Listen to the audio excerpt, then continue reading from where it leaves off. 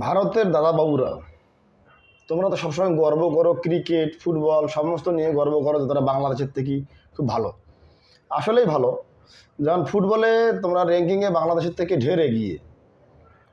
গতকালকে যে ফাইনাল ম্যাচটি হলো আন্ডার-19 ফাইনাল ফুটবলের ফাইনাল ম্যাচটা, যেটা ভারত বনাম বাংলাদেশ, ভারতের তুলনায় বাংলাদেশ খুব ভালো খেলছে, প্রত্যেকটা পজিশনে খুব ভালো খেলছে, এটা গর্ব করে বলতে হয়।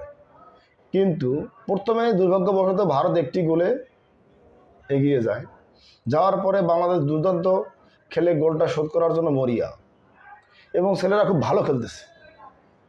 ঠিক 41 মিনিট 43 সেকেন্ডে বাংলাদেশের প্লেয়াররা, দামাল ছেলেরা যেভাবে একটা গোল করলো, ভারতের ডি বক্সে প্রথমে হেড দিল, হেড দেওয়ার পরে গোলবার থেকে লেগে আসলো, আসার পরে আবার শটের মাধ্যমে ফ্রি কিকের মাধ্যমে গোলটা যে দিল, এটা কোন আইনে কিভাবে এই গোলটাকে বয়কট করা হলো যে এটা ফাউল ধরা হলো?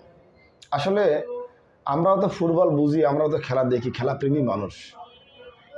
আমি এই ভিডিওটাকে হাজারবার দেখছি যে আসলে ফাউলটা কোথায়, এখানে কোনো ফাউল নেই।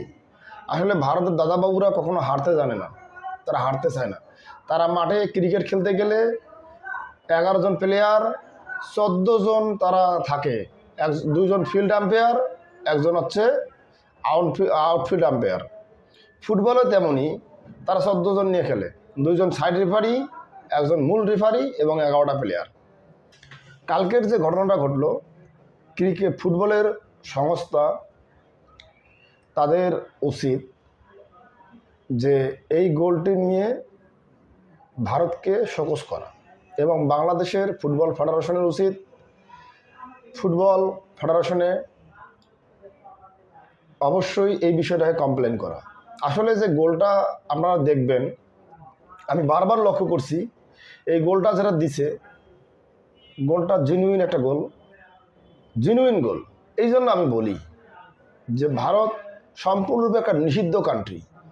এরা সমস্ত বিষয়ে, প্রত্যেকটা দলের সঙ্গে প্রত্যেকটা বিষয়ে তারা, প্রত্যেকটা প্লেয়ার থেকে শুরু করে যে কোনো বিষয়ে তারা নাক গলাবে, এবং তারা কখনো হারতে চায় না, যেমনি হোক তারা জিততে চায়।